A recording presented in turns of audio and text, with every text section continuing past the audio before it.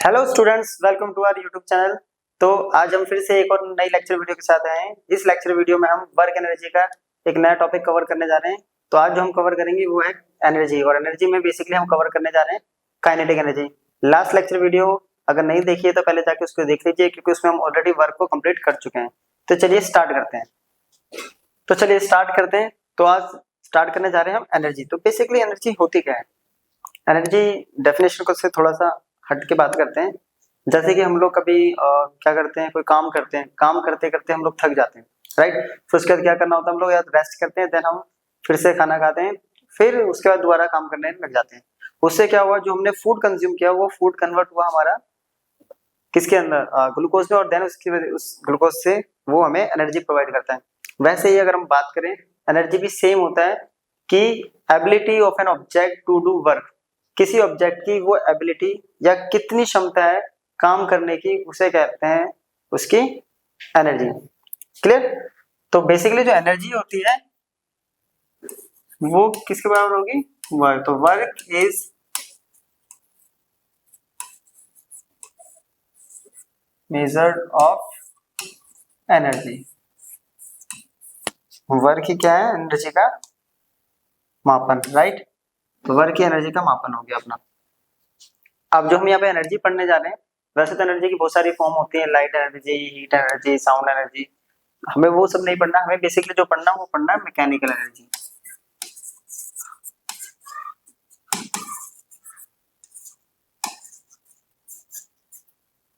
और mechanical energy basically जो mechanical activities से जो भी एनर्जी प्रोड्यूस होती है उसे हम कहते हैं मैकेनिकल एनर्जी। बेसिकली इसके अंदर दो पार्ट्स होते हैं इसके। एक होता है हमारा काइनेटिक एनर्जी,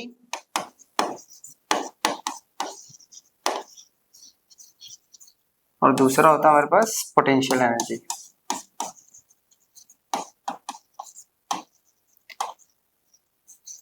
तो इस लेक्चर में हम जो कवर करेंगे वो करेंगे काइनेटिक एनर्जी को। तो चलिए स्टार्ट करते हैं काइनेटिक एनर्जी। क्लियर? तो काइनेटिक एनर्जी क्या होता है? वो एनर्जी जब किसी ऑब्जेक्ट को हम मोशन में लेकर आते हैं, या कोई ऑब्जेक्ट जब मोशन में होती है, उस टाइम उस बॉडी ने जो एनर्जी पोजेस की होती है उसे कहते हैं हम काइनेटिक एनर्जी। फॉर एग्जांपल, इस पेंसिल को अगर मैं ऐसे मारता हूँ या किसी को फेंक के मारता हूँ तो उसको इससे चोट लगेगी। तो इससे चोट लगने का रीजन क्या था? इसके पास क्या थी? वेलोसिटी थी, यानी मोशन में था। मोशन की वजह से इसके पास एक एनर्जी आई, उस एनर्जी को कहते हैं हम काइनेटिक एनर्जी।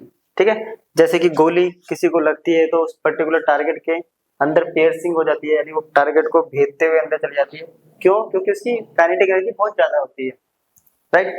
किसी को पत्थर मारा, वो जाके लगती है किसी को, विंडो टूट जाता है पत्थर से, कांच टूट जाता है, अगेन काइनेटिक एनर्जी की वजह से। क्लियर?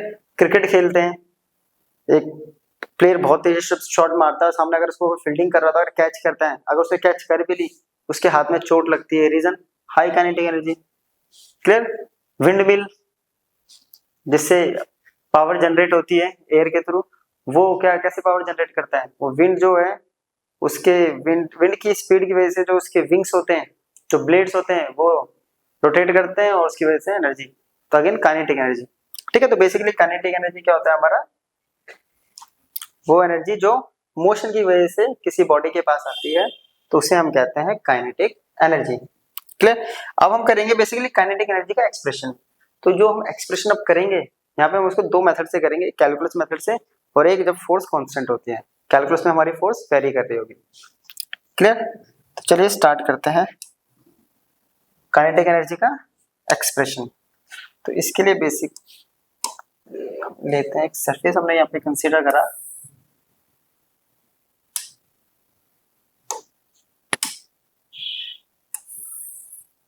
ये एक सरफेस हमने लिया, ये एक ऑब्जेक्ट था, इसका मास m है, इनिशियली ये रेस्ट पे है, इस पे फोर्स लगाया F, तो ये मोशन में आया तो इसके पास वेलोसिटी आ गई v।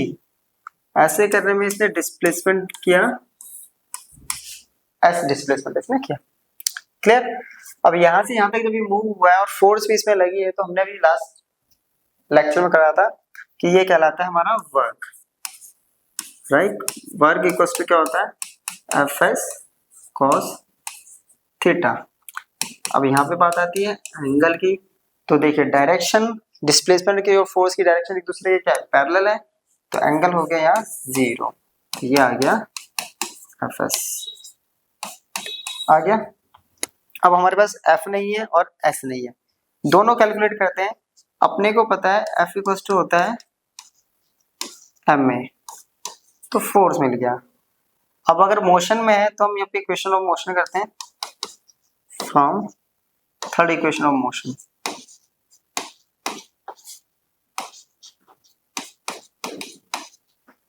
इक्वेशन ऑफ मोशन क्या कहती है, ये कहता है v square minus u square equals to 2as। तो v स्क्वायर ये है 0, 2as, यहाँ से s की वैल्यू निकालेंगे तो क्या आएगा s equals to v square upon 2a। चाहे तो हम यहाँ से a की वैल्यू भी निकाल सकते हैं, फिर उसको यहाँ सब्स्टिट्यूट कर सकते हैं, आंसर वही आएगा। क्लियर, एक इक्वेशन। अब ये s और इस f की वैल्यू को हम फर्स्ट इक्वेशन में पुट कर देते हैं। तो from equation first w, f की वैल्यू आई थी m में, s की वैल्यू आई है v स्क्वायर अपॉन में 2a, राइट, आ गया। तो वैल्यू क्या आ गई, इससे a खत्म 1/2 m v स्क्वायर। क्लियर। और हमें पता है वर्क क्या होता है, अभी बताया था मैंने, work is a measure of energy. तो ये वर्क मोशन की वजह से है, तो एनर्जी हो गई अपने पास काइनेटिक एनर्जी इक्वल्स टू आ गया 1/2 m v square. It means kinetic energy जो होता है वो प्रोडक्ट है मास और वेलोसिटी के स्क्वायर का, राइट। और जो हाफ हमें बताता है ये बेसिकली हमें एवरेज का बारे में बताता है कि ये एवरेज काइनेटिक एनर्जी होती है। क्लियर, चलिए नोट कर लीजिए। अब हम दूसरा काइनेटिक एनर्जी का एक और मेथड करेंगे कैलकुलस मेथड से, क्योंकि कई बार एग्जाम स्पेशली क्या करता है वो क्लेरिफाई कर देता है कि हमें कैलकुलस मेथड से ही इसका एक्सप्रेशन को ड्राइव करना है। सिचुएशन सारी यही रहेगी, बस स्टार्ट कैसे करेंगे तो देखिए। तो वेरिएबल फोर्स के लिए सबसे पहले हम क्या करते हैं, small amount of work in moving a body. तो हम मान लेते हैं वो डिस्प्लेस करा है dw स्मॉल डिस्टेंस ds से। Clear.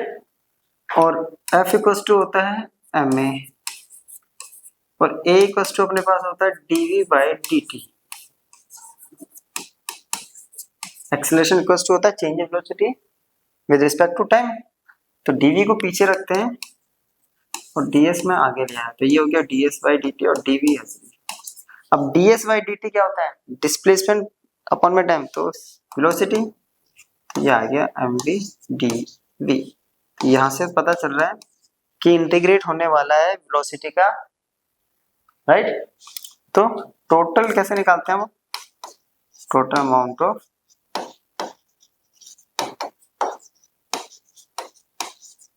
Work done in moving a body. तो कैसे निकलता है, टोटल वर्क निकालने के लिए अपने पास बेसिक सा कॉन्सेप्ट होता है इंटीग्रेशन कर दो स्मॉल वर्क का। अब लिमिट्स क्या पुट करेंगे, तो लिमिट वेलोसिटी की स्टार्ट करेंगे। कैसे, देखिए इनिशियली हम v मान लेते हैं कि जो v1 है वो u के बराबर है। क्लियर। तो यहाँ पे जो u की वैल्यू बाद में पुट कर देंगे, तो w1 हो जाएगा अपने पास 0, v2 जो है वो v के बराबर हो जाता है जब w2 w के बराबर हो जाता है। क्लियर। तो बेसिकली अपने पास वर्क तो आ गया विद इन लिमिट, ये तो w आ गया, यहाँ वैल्यू पुट करते हैं। ये वैल्यू आई थी mv dv, m बाहर ले लिया कांस्टेंट है, तो v dv u से v। तो इंटीग्रेशन ऑफ v होता है पावर x की पावर n का इंटीग्रेशन n+1 अपॉन में n+1, 1 पावर है तो नीचे 2 ऊपर 2 पावर 1, लिमिट रख दी हमने u से v, तो 2 बाहर ले लिया, एक बार पुट करेंगे इसी जगह अपर लिमिट और एक बार लोअर लिमिट। अब इनिशियली पता है, इनिशियली u अपने पास कितना है, इनिशियली ऑब्जेक्ट जो है वो रेस्ट पर है,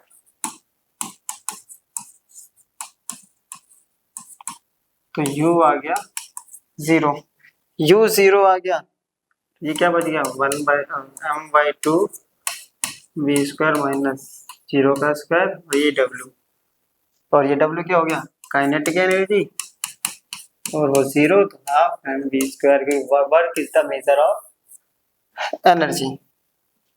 तो ये आ गया अपने पास कैलकुलस मेथड से भी सेम। चलिए इसको नोट कर लीजिए।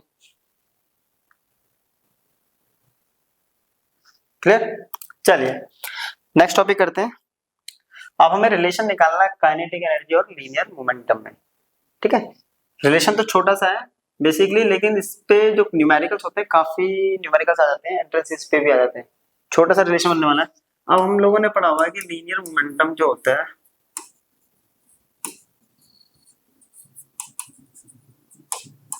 P इक्वल्स टू होता है mv, और काइनेटिक एनर्जी होती है, इसको K से डिनोट कर देते हैं 1/2 mv स्क्वायर। तो अब लोग क्या कर रहे हैं, mv स्क्वायर इसको m से मल्टीप्लाई और m से डिवाइड। तो किसी भी नंबर को जब सेम नंबर से मल्टीप्लाई डिवाइड करते हैं तो उसको कोई फर्क पड़ता नहीं है। m इंटू एम ये आ गया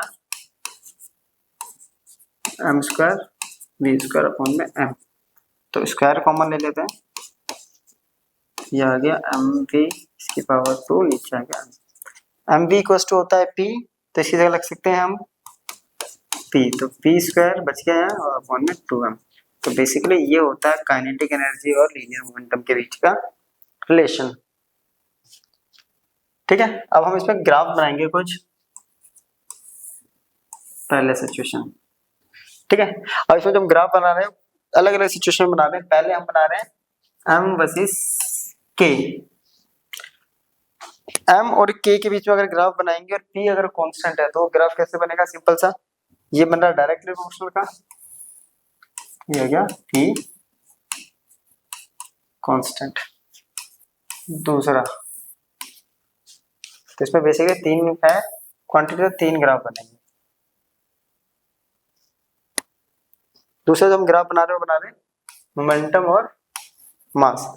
मोमेंटम और मास के बीच में तो k कांस्टेंट हो गया, इसका जो ग्राफ बनेगा वैल्यू पुट करके हम रखेंगे तो ये आ जाएगा काइनेटिक एनर्जी कांस्टेंट। और तीसरा बना रहे हैं हम kp के बीच में, राइट। अब kp के बीच में क्या है, k और p के बीच में m कांस्टेंट है, तो ये हो गया हमारा तीसरा। क्लियर? तो ये था हमारा रिलेशन काइनेटिक एनर्जी और लीनियर मोमेंटम के बीच। क्लियर यहाँ तक? तो चलिए इसको नोट कर लीजिए एक बार।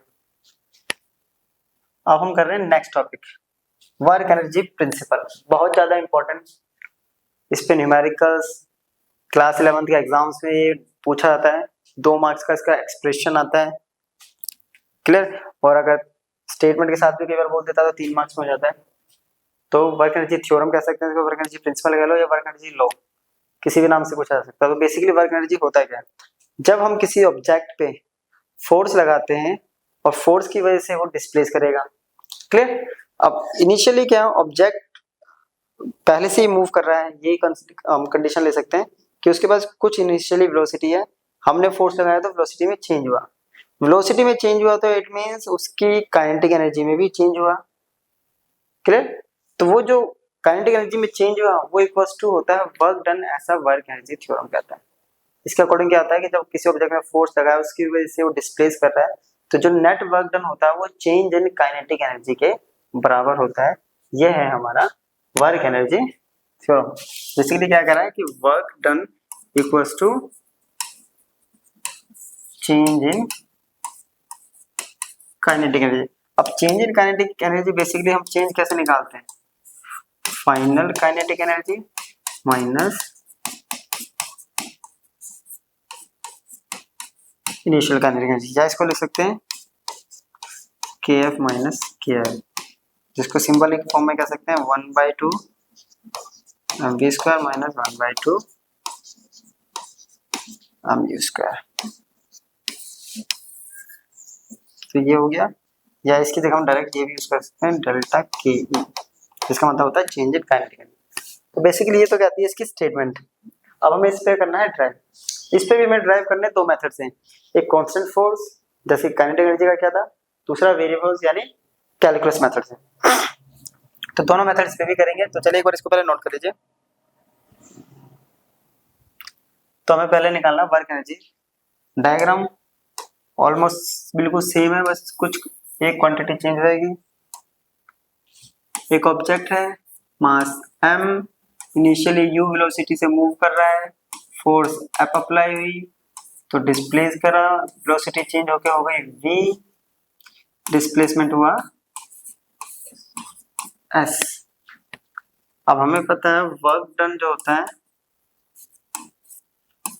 वर्क डन इक्वल्स टू होता है F S cos theta, S D same चलेगा बिल्कुल, एफ एस कॉस 0, दोनों की डायरेक्शन सेम है, पैरेलल है तो एंगल 0, यह आ गया F S. F equals to A, इसको रख दिया फर्स्ट इक्वेशन। अब फिर से वही equation, third equation of motion से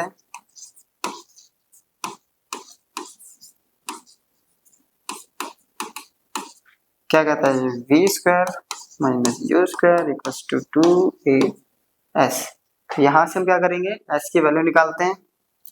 तो s equals to V square minus U square upon 2a, इसको सब्स्टिट्यूट कर देंगे फर्स्ट इक्वेशन में।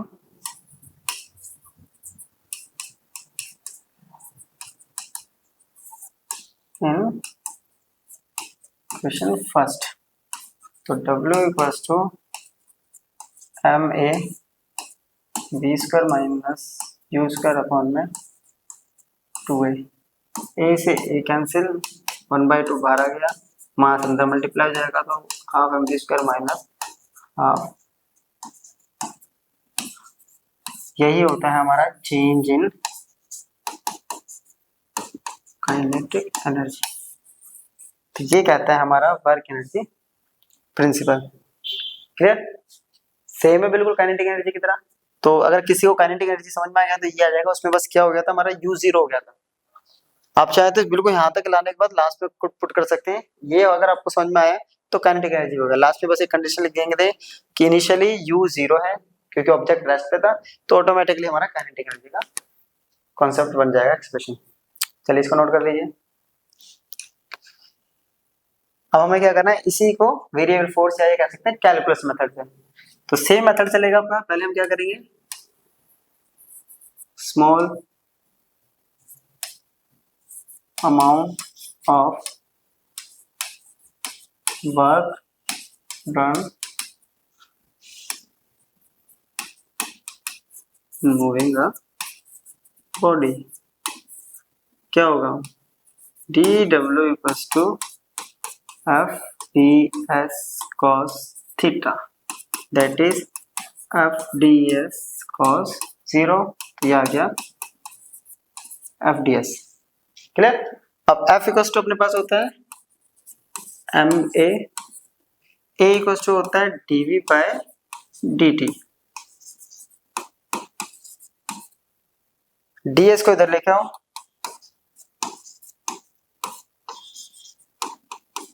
तो ds बाय dt अपने पास क्या होता है, वेलोसिटी। तो ये हो गया m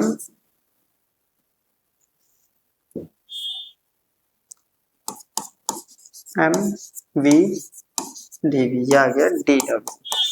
क्लियर। अब हम निकालेंगे यहाँ टोटल वर्क डन। अब टोटल कैसे निकलेगा, इसका इंटीग्रेट करने पे, तो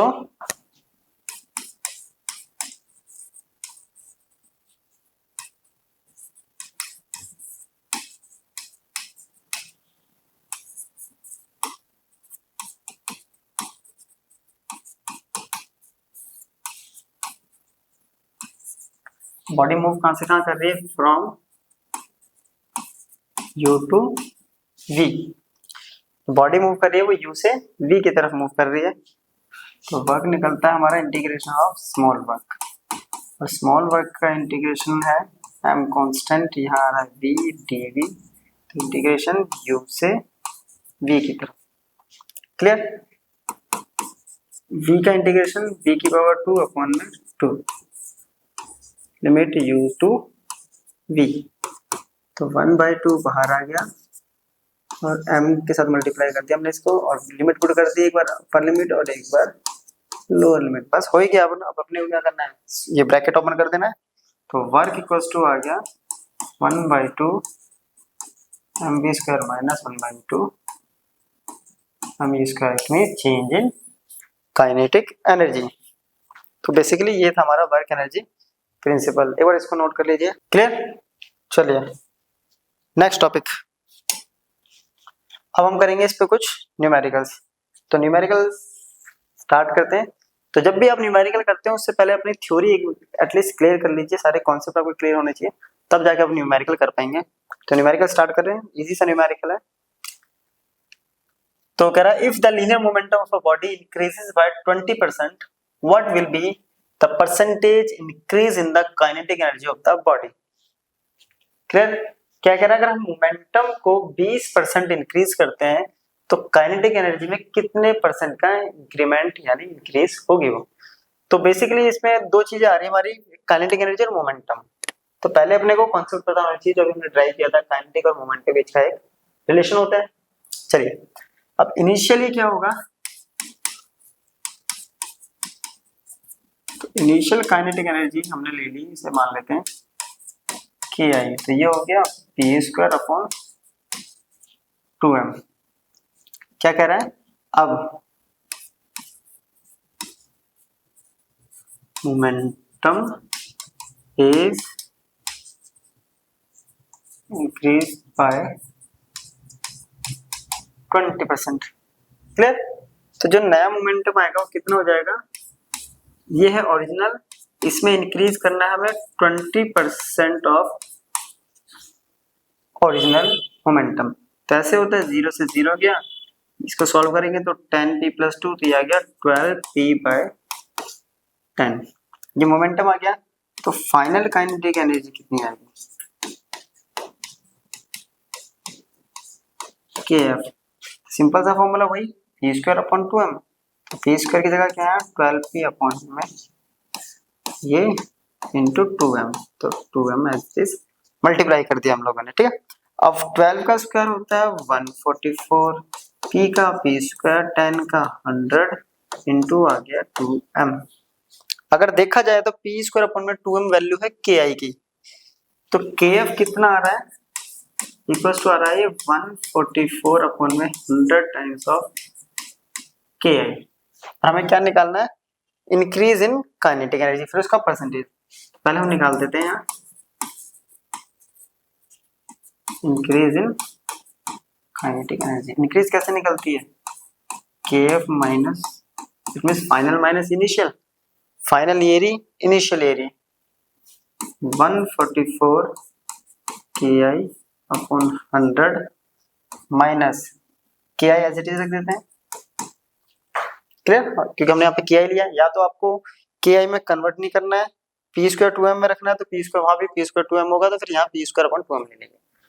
अगर आपने इसको ki में कन्वर्ट करा तो फिर यहाँ p² अपॉन 2m लेंगे तो कंफ्यूजन हो जाएगी। क्लियर? तो दोनों को एक सिमिलर में कर देते हैं, सॉल्व करेंगे, 100 ये आ गया 144 ki माइनस 100, 144 माइनस 100 तो ये आ गया 44 ki अपॉन,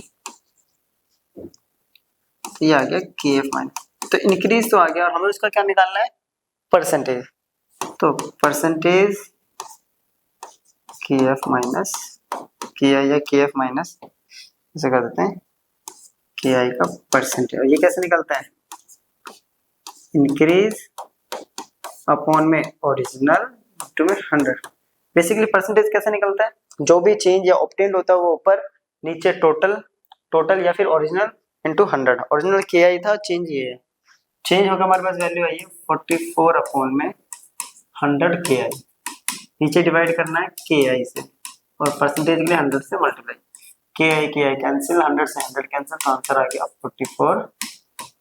तो इसमें कितना चेंज आएगा, तो बेसिकली इसमें चेंज होगा 44% का। क्लियर? चलिए नोट कर लीजिए।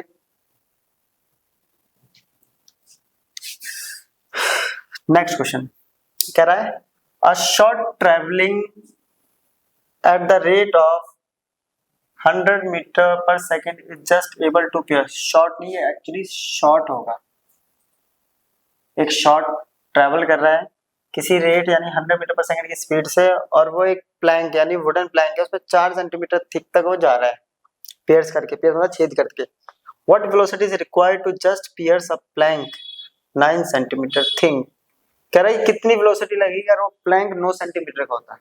इनिशियली समझो कि इनिशियली अपने पास V1 कंडीशन है कि वो 100 है मीटर पर सेकंड है, वो अंदर तक डिस्प्लेसमेंट कर रहा है 4 सेंटीमीटर। क्लियर? मीटर में करेंगे तो 4 into 10⁻²।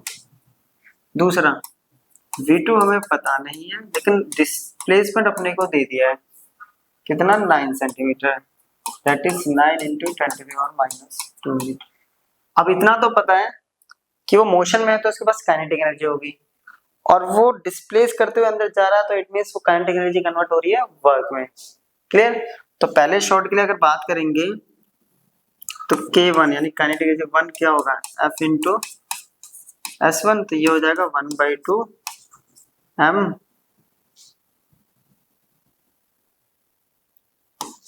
V1 square equals to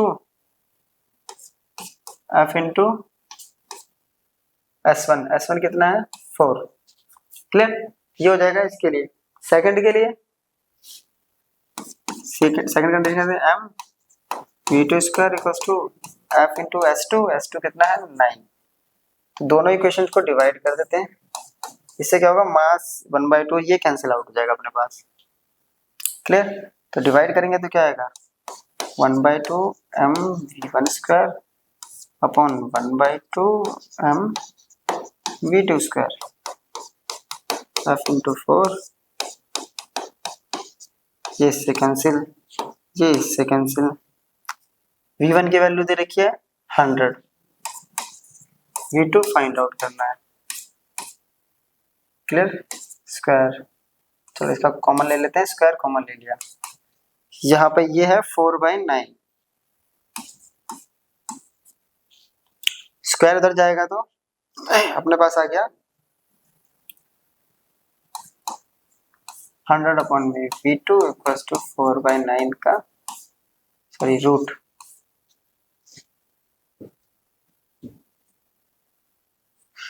ये आ गया 2/9। अपने को चाहिए V2, तो V2 कितना आ गया, V2 इक्वल्स टू 100 इंटू 9/2 करेंगे तो सॉरी ये 3 आ जाएगा ना, 3 आ गया 3, ये आ गया 50 इंटू 3, तो ये आ गया 150 मीटर। इट मीन्स अगर उसे 9 सेंटीमीटर तक अंदर पेयर्स करना है तो उसकी वेलोसिटी होनी चाहिए 150 मीटर पर सेकंड। चलिए नोट कर लीजिए इसको। चलिए नेक्स्ट क्वेश्चन करते हैं। नेक्स्ट क्वेश्चन कह रहा है a bullet weighing 10 gram is fired with a velocity of 800 metre per second after passing through a mud wall 1 metre thick, its velocity decreases to 100 metre per second, find the average resistance offered by the mud wall. क्या कह रहा है, एक bullet है उसका wait अपने को दे रखा 10 ग्राम, मतलब उसको मास है उसका। क्लियर? उसका मास अपने को दे दिया, पहले जो तो गिवन है उसको लिखते जाते हैं, आधा काम हमारे ही खत्म हो जाता है। तो ये आ गया 10 इंटू 10⁻³ kg, जो कि सॉल्व करके आ गया 10⁻²। इसकी वेलोसिटी है v, यानी इट मींस इनिशियली इसको फेंका गया है u, तो u दे रखा है अपने को 800 मीटर पर सेकेंड। एक मड वॉल से इसको पास कर रहे हैं जिसकी थिकनेस यानी डिस्प्लेसमेंट ये कर रहा है 1 मीटर, पास कर रहे तो वेलोसिटी डिक्रीज हो रही है, फाइनल वेलोसिटी अपने पास दे रखी है 100,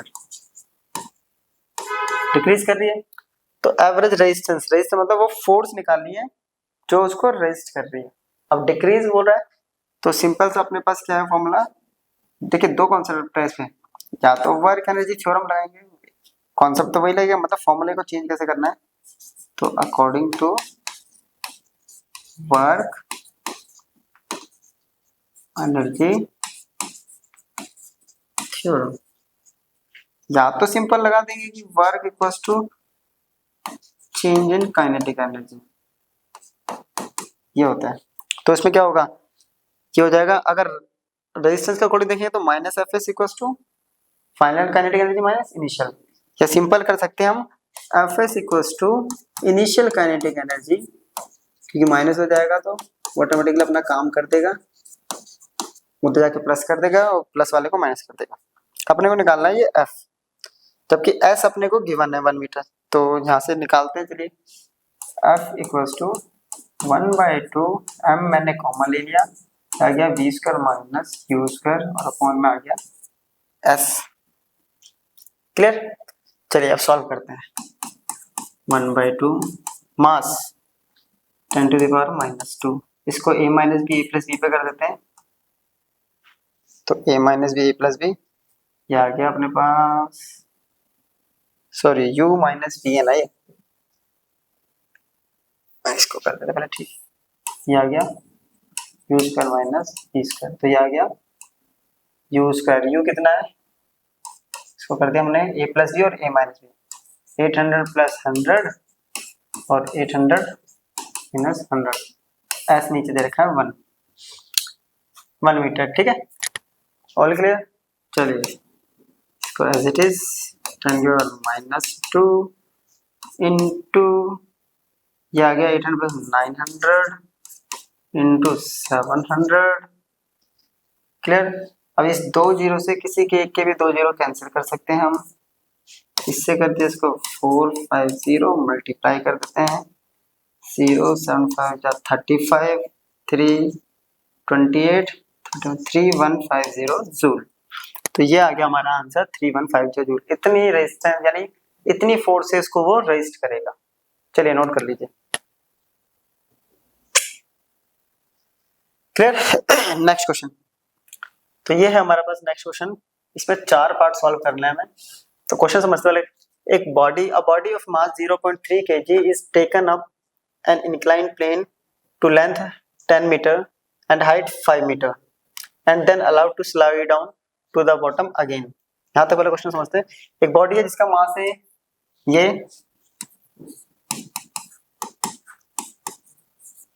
ठीक है, तो उसको किसी इंक्लाइन प्लेन पे लेके जा रहे हैं, जिसकी लेंथ दे दी है हमें और हाइट दे दी है, और देन उसको फिर स्लाइड डाउन भी हो रहा है नीचे, यानी पहले नीचे से ऊपर फिर ऊपर से नीचे, यानी ग्राउंड ट्रिप हो गई इसकी, ठीक है। जबकि कोएफिशिएंट ऑफ फ्रिक्शन दे रखा है हमें इस बॉडी यानी और इस प्लेन के बीच का, यानी म्यू 0.15। तो हमें वर्क डन निकालना है gravitational force over the entire trip, पूरे ट्रिप के लिए। तो पहले इस सिचुएशन को ना बनाते हैं, बनाने मींस इसको हम करते हैं ड्रॉ।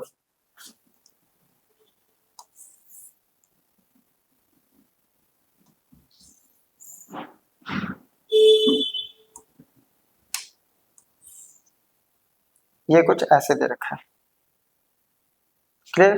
ये एंगल नहीं पता, थीटा दे रखा है, ये हाइट है, ये है 5 मीटर, और ये लेंथ जो है ये है 10 मीटर। इस पे एक ऑब्जेक्ट रखा है, इनिशियली वो ऊपर जा रहा है, तो ये हो गया अप्लाइड फोर्स।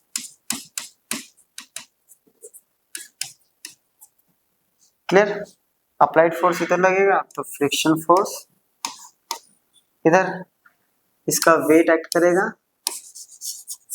mg, ये आ गया mg cos थीटा, ये हो गया थीटा, और ये होता है अपने पास r। अब यहाँ r बैलेंस करता है mg cos थीटा को, और mg cos थीटा का दूसरा कंपोनेंट बन गया इधर mg sin थीटा, और अप्लाइड फोर्स बैलेंस कर रही है फ्रिक्शन फोर्स और mg sin थीटा को। और अपने को बोल रहा है कि अपने को जो वर्क निकालना है वो निकालना है ग्रेविटेशनल फोर्स की वजह से, और पूरे ट्रिप के लिए, यानी एक बार ऊपर जा रहा है एक बार नीचे जा रहा है, तो नेट कितना होगा ऊपर जाके और नीचे आने में, तो हमें वही करना है, क्लियर। तो work done by gravitational force पहले करते हैं फर्स्ट पार्ट। तो मान लेते हैं इन मूविंग अप, अब अप के लिए वर्क हमने मान लिया W। सिंपल सा फॉर्मूला क्या है, होता है Fs अब एफ अगर देखा जाए तो एफ बैलेंस कर रहा है यहाँ पे, तो सिर्फ ग्रेविटेशन अपने को बोल रहा है, सिर्फ ग्रेविटेशन इंक्लूड होना चाहिए और कुछ नहीं आना चाहिए, ठीक है। लेंथ तो एल हो गई, ग्रेविटेशन के लिए क्या हो जाएगा mg sin थीटा, ठीक है। और ये ऊपर जा रहा था ग्रेविटी, नीचे की तरफ माइनस, ये हो गया लेंथ एल, क्लियर। अब m की वैल्यू कितनी दे रखी है 0.3, ये 0.3 kg, g अपने पास पता है 9.8। अब आती है बात साइन थीटा की, साइन थीटा नहीं दे रखा, एल कितना है 10। अब साइन थीटा देखिए निकालते हैं एक बार, ये 5, ये 10, ये थीटा, तो साइन थीटा इक्वल्स टू होता है p/h, इट मीन्स 5/, इसको हम 1/2 या 0.5, और 1/2 कब होता है जब थीटा कितना हो 30, क्लियर। तो थीटा अपने पास आ गया 30, और साइन 30 की वैल्यू कितनी होती है यहाँ, तो ये हम कर लेंगे -0.3 इंटू 9.8 इंटू साइन 30, क्लियर। और साइन 30 आ गया अपने पास -0.39.8, क्लियर, इंटू 1/2 इंटू 10, पॉइंट हटाएंगे ये कटेगा, इससे कैंसिल, ये इससे 49, क्लियर। इसको हाईलाइट करके अलग कर देते हैं इसको। चलिए इसको सॉल्व करते हैं हम, -3 से मल्टीप्लाई करेंगे, पॉइंट थोड़ी देर के लिए हटा देते हैं, 3 9 जा 27, 2 3 4 जा 12, 14 1 4, यानी आ गया ये -14.7 जूल, क्लियर। चलिए चलिए अब इसका करते हैं हम, जब भी कैसा आ रहा है डाउन, तभी तो टोटल निकलेगा। टोटल के लिए हमें ऊपर जाने का नीचे जाने का वर्क निकालना है, तो इसका अपोजिट हो जाएगा W डैश, नीचे आएगा तो G पॉजिटिव होता है, तो mg sin theta into L, answer सब कुछ सेम है तो क्या आएगा +14.7 जूल, क्योंकि सब कुछ सेम आएगा, देखिए कॉन्सेप्ट सेम है, ठीक है। अब टोटल वर्क कितना हो गया W plus W dash, it means -14.7 plus 14.7 equals to 0 joule, clear. तो इसकी हेल्प से हमारा कंजर्वेटिव टॉपिक्स भी क्लियर होता है कि जो वर्क है उस पर डिपेंड नहीं कर रहा है ऊपर जाने या नीचे आने, इट मींस इनिशियल और फाइनल पोजीशन पे डिपेंड कर रहा है, उसकी सिचुएशन पे डिपेंड नहीं कर रहा है। अब सेकंड पार्ट कह रहा है हमें वर्क डन निकालना है अप्लाइड फोर्स, वो भी upward journey, applied force upward journey. अब अप्लाइड फोर्स कौन सी है F, यानी F की वजह से, ठीक है, ऊपर जा रहा है, क्लियर, और F बैलेंस कर रहा है mg sin theta plus small f को। तो चलिए ये कॉन्सेप्ट भी अपने को ध्यान रखना है, क्लियर, ये हो गया यहाँ तक। पर सेकंड, अब वर्क इक्वल टू होता है Fs, और F बैलेंस कर रहा है F plus mg sin theta into L, और फ्रिक्शन फोर्स इक्वल टू होता है, हमने पढ़ा है μr, तो यहाँ पे R जो बैलेंस कर रहा है वो mg cos थीटा को कर रहा है, तो mu mg cos theta plus mg sin theta into L, तो mg कॉमन ले लो, mu cos theta plus sin theta, अब वैल्यू पुट करते हैं, चलिए mg 0.3, 9.8, 0.15, cos 30 sin 30 into 10, clear, 0.3 into 9.8, 0.15, cos 30 0.866, ये 0.5 into 10, इसको सॉल्व करेंगे, तो इसको सॉल्व कर देंगे तो आंसर आएगा अपने पास कुछ 18.5 जूल, क्लियर। कैलकुलेट कर लेंगे, मल्टीप्लाई करेंगे, इसको डिवाइड प्लस कर देंगे, फिर सबको मल्टीप्लाई करेंगे, आंसर आ जाएगा। तो ये हो गया हमारा सेकंड पार्ट, इसको एक बार नोट कर लीजिए। थर्ड पार्ट स्टार्ट करने से पहले एक बार थर्ड पार्ट देख लेते हैं। कह रहा work done by friction force, यानी W equals to minus friction force, मतलब नेगेटिव डायरेक्शन होता है, फ्रिक्शन फोर्स इनटू डिस्प्लेसमेंट, ये इजी हो गया। फ्रिक्शन फोर्स होता है mu R, R equals to mg, चलिए ये तो हो गया थर्ड पार्ट। इसको ले लेते हैं W2 या W जो भी इसको लेट किया हमने, W3 हो गया माइनस F इंटू एस, ये होता है mu R into S, mu R है mg cos theta into L, mu 0.15, 0.3, 9.8, cos 30 0.866, L है 10। सबको करेंगे मल्टीप्लाई, जब मल्टीप्लाई कर देंगे तो आंसर आएगा -7.6। तो W3 भी आ जा। क्लियर, इसको नोट कर लीजिए एक बार। अब बात करते हैं हम last, kinetic energy of the body at the end of the trip. Kinetic energy निकालनी है बॉडी की ट्रिप के एंड पे। अब काइनेटिक एनर्जी बेसिकली समझो, काइनेटिक एनर्जी मींस वर्क, क्योंकि एनर्जी और वर्क सेम ही होता है। क्लियर, एंड ट्रिप एंड कहाँ हो रही है, स्टार्ट हो रही है नीचे से ऊपर, तो एंड कैसे हो रही है, ऊपर से नीचे, यानी हमें डाउनवर्ड डायरेक्शन में लेके आना है। और डाउनवर्ड डायरेक्शन में लेके आएंगे तो ये अप्लाइड फोर्स नीचे हो जाएगी, और ये तो इट मींस यहाँ पे जो F आएगा अपने पास देखो, ये आएगा F plus mg sin theta equals to friction force, तो F इक्वल्स टू आ जाएगा friction force minus mg sin theta. बस ये चेंज हो जाएगा F। क्लियर, और इसको हम पुट कर देंगे, ठीक है। चलिए इसको सॉल्व कर देते हैं, यही कर लेते हैं तीसरा, तो ये तो हमने कर ही दिया है, F इंटू एस। क्लियर, ये हो जाएगा डाउन फोर्स, नीचे की तरफ आ जाएगा अपना डाउन फोर्स। अब इसकी वजह से क्या होगा, अपने पास कितना आया था, F minus mg sine theta into S. Clear, अब यहाँ पे एक छोटी सी बात याद रखेंगे, ऊपर आप अप्लाई कर रहे थे, खुद से फोर्स लगा रहे थे तो ऊपर जा रहा था, बट नीचे के केस में क्या है, ऊपर से अपना स्लाइड डाउन होगा। क्लियर, तो साइन बदलेगा, यहाँ बदलने की वजह से क्या हो जाएगा, ये प्लस और ये साइन चेंज कर देंगे, इसको माइनस ले लेंगे, माइनस F इंटू एल। अब बस वैल्यू पुट करते जाएंगे, mg sine theta minus mu R into L. R equals to क्या होता है, mg sine theta minus mu mg cos theta into L, mg common ले लेंगे, sine theta minus mu cos theta into L, सबकी value put करो, 0.3, 9.8, sine 30 minus 15 sine cos 30 into 10। सारी values रख देते हैं। अब सारी वैल्यू जब रखेंगे तो सॉल्व होके हमारे पास जो आंसर बचेगा वो बचेगा बेसिकली 10.9 जूल। तो ये आ जाएगा हमारा वर्क।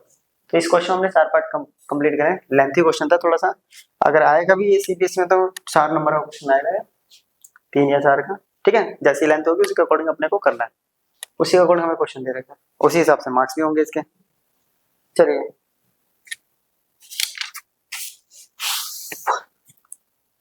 नेक्स्ट क्वेश्चन करते हैं।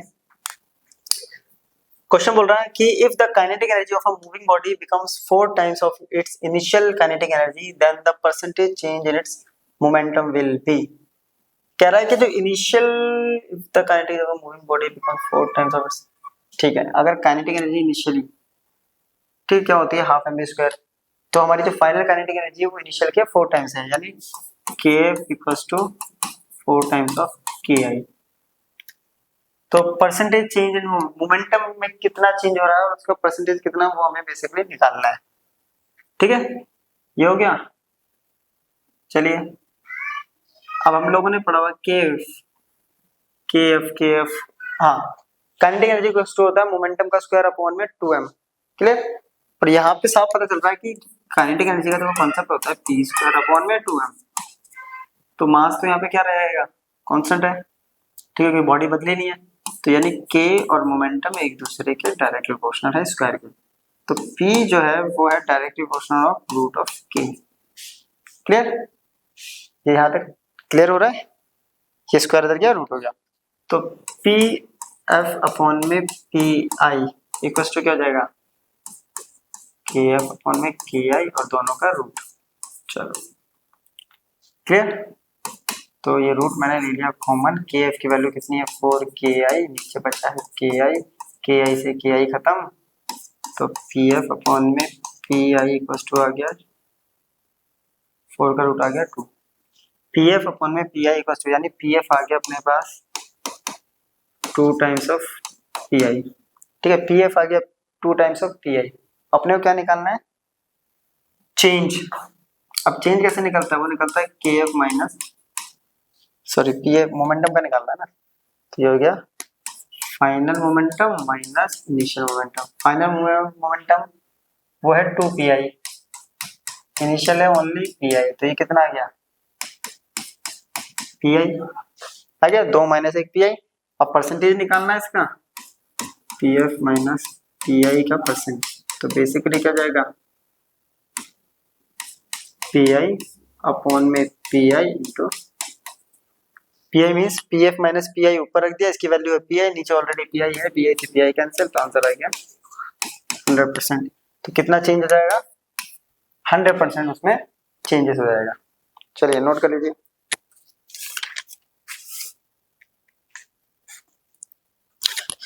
नेक्स्ट क्वेश्चन अपने पास, दो पार्टिकल हैं, two particles having mass 4 gram and 16 gram respectively are moving with equal kinetic energy.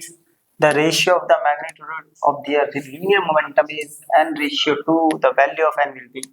कह रहा है दो पार्टिकल हैं, यानी अपने पास जो k1 इक्वल टू k2 है वो इक्वल है। ठीक है, मास गिवन है 4 ग्राम, केजी में करेंगे तो कोई फर्क नहीं पड़ने वाला, कैंसिल हो जाती है वैल्यूज। तो M2 है 16 ग्राम, 16 इंटू 10⁻³ के। क्लियर, मूव कर रहे हैं इक्वल काइनेटिक एनर्जी से, तो इनका मैग्नीट्यूड निकालना है लीनियर मोमेंटम का।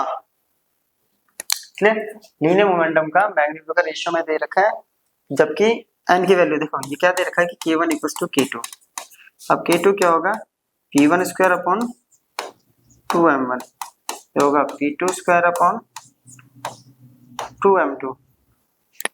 क्लियर, अब हमें क्या निकालना है रेशियो p1 अपॉन में p2, इसका इधर हो गया 2m1 अपॉन 2, ये इससे कैंसिल, इसका स्क्वायर कॉमन ले लेते हैं, p1 अपॉन में p2, इसका इधर बच गया m1 बाय m2, और m1 की वैल्यू है 4 इंटू 10⁻³ ये है 16 इंटू 10⁻³, ये इससे कैंसिल, स्क्वायर तो जाएगा तो रूट, तो ये आ गया p1 bye p2 equals to 4 bye 16, तो 2 बाय 4, p1 बाय p2 का रेशियो दे रखा है n/2। क्लियर, ये इससे गया 2 2 2, तो n की वैल्यू कितनी आ गई, तो हमें इस n की वैल्यू निकालने दी, तो n की वैल्यू यहाँ हो जाएगी 1। क्लियर, नोट कर लीजिए। चलिए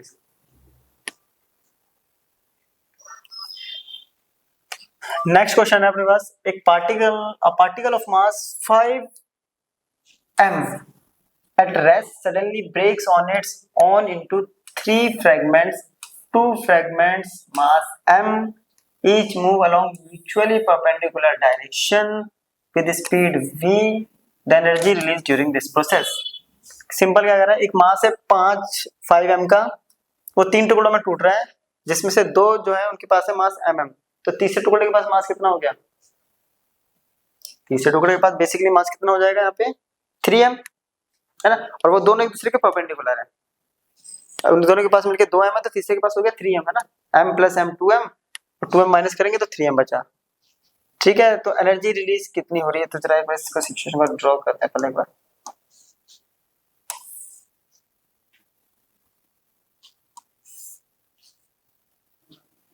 बेसिकली ये है, यहाँ पे क्या है, यहाँ एक मास है अपने पास 5m, ये टूट गया इसके अक्रॉस m, इसके अक्रॉस m, तो इसके पास वेलोसिटी v है, तो इसकी मोमेंटम हो गया mv, इसका मोमेंटम हो गया mv। क्लियर, इसका मोमेंटम तीसरा है। अब देखिए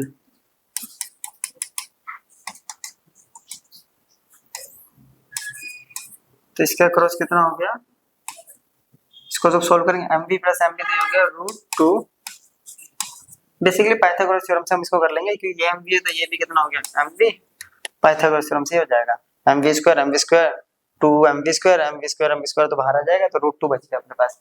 तीसरा कितना बचा अपने पास, ये बच गया अपने पास 3mv डैश, क्योंकि इसकी वेलोसिटी को चला गया, ठीक है, 3 टुकड़ों में बट गया। अब ये देखिए ये लीनियर मोमेंटम फॉलो कर रहा है, इसमें लीनियर मोमेंटम हो नहीं रहा था, इसलिए हमने इसको रिजॉल्व किया है।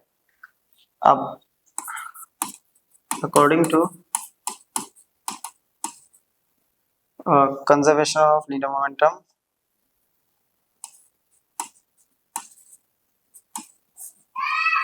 Conservation of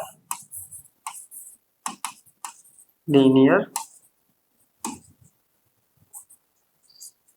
conservation of linear momentum क्या कहता है, टोटल लीनियर मोमेंटम बिफोर और आफ्टर क्या होता है, equal to 3mv dash equals to √2।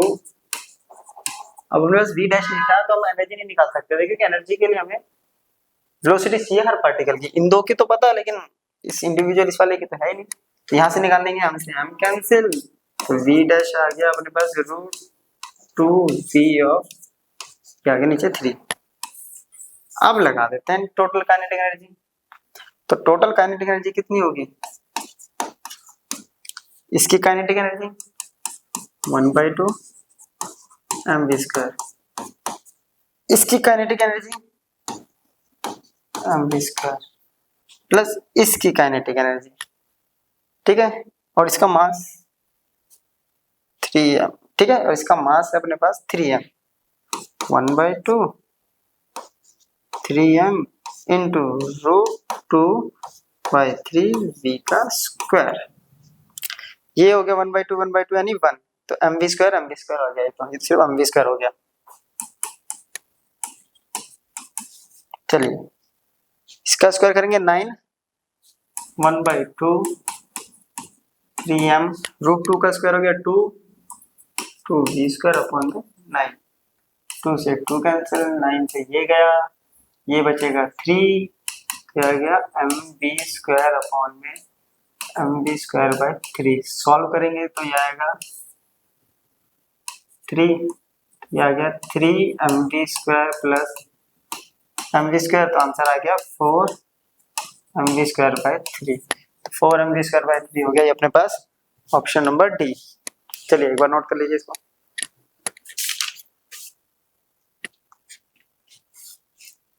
चलिए नेक्स्ट क्वेश्चन अपने पास, a particle moves in one dimension from rest under the influence of a force that varies with the distance traveled by the particle as shown in the figure. The kinetic energy of the particle after it has traveled 3 meter is clear। एक particle जो है वो one dimension में move कर रहा है, ये अपने को ग्राफ है, बेसिकली ग्राफिकल में वन डायमेंशन में मूव कर रहा है, ठीक है,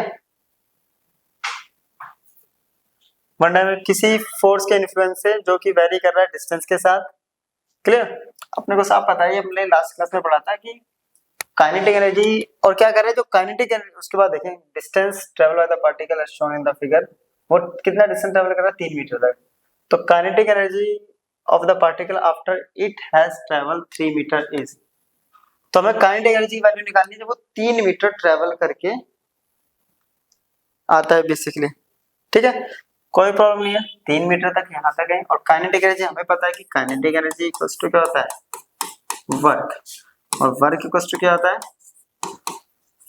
एरिया अंडर ग्राफ। अब ग्राफ में दो शेप बन रही है, एक बन रहा है रेक्टेंगल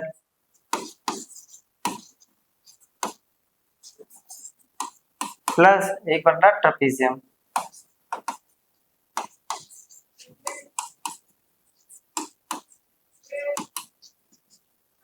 अब रेक्टेंगल का एरिया होगा length into breadth 2 into 2 plus trapezium का होता है 1/2 सम ऑफ पैरेलल साइड्स, तो ये पैरेलल साइड होगी, ये होगी 2 और ये होगी 3, 2 + 3 इंटू हाइट होगी 3 - 2 1, तो ये आ गया अपने पास 4, ये आ गया 1/2 इंटू ये आ गया 5 का हाफ होता है 2.5 4 + 2.5 तो आ गया 6.5 जूल और 6.5 जूल आंसर ये अपने को दे रखा है। क्लियर? चलिए नोट कर लीजिए इसको। नेक्स्ट क्वेश्चन है a particle is experiencing a force given by F under a displacement of d if the particle had a kinetic energy of 3 joule at the beginning of the displacement what is the kinetic energy at the end। क्या कह रहा है अपने force और displacement दे दिया, kinetic energy तो दे रखी है, इनिशियली दे रखी है वो है 3 जूल, तो हमें फाइनल काइनेटिक एनर्जी निकालना है। और ऐसा तभी होता है जब हमारा वर्क एनर्जी थ्योरम अप्लाई होती है और वर्क एनर्जी थ्योरम कहता है kF माइनस के आई। अब वर्क इक्वल टू होता है F डॉट डी। kF हमें पता नहीं है, के आई है 3, F कितना है 3 आई कैप माइनस 2 6 कैप, मैंने वेक्टर लगा दिया कोई प्रॉब्लम नहीं है, और ये हो गया 4 आई कैप। 3 4 जा 12, सेम को सेम से करते हैं, बाकी छोड़ देते हैं। kF माइनस 3 को इधर लेके आएंगे तो कितना आ गया, kF आ गया 15 जूल, तो ऑप्शन हो गया डी। हो गया? चलिए नोट कर लीजिए इसको। तो बेसिकली ये थी आज की हमारी लेक्चर वीडियो जिसमें हमने पूरा काइनेटिक एनर्जी कवर कर लिया है न्यूमेरिकल्स के साथ, एक्सप्रेशन, ठीक है, डेरिवेशंस कर लिए हैं और वर्क एनर्जी प्रिंसिपल हमने यहाँ किया। तो इसको जरूर कर लीजिएगा क्योंकि इसमें जो छोटे छोटे से रिलेशन है काफी ज्यादा इंपॉर्टेंट है न्यूमेरिकल्स के बेस पे, वो आपने देख भी लिया होगा। अब हम मिलेंगे नेक्स्ट लेक्चर वीडियो में जिसमें हम कवर करेंगे पोटेंशियल एनर्जी को। तब तक के लिए गुड बाय।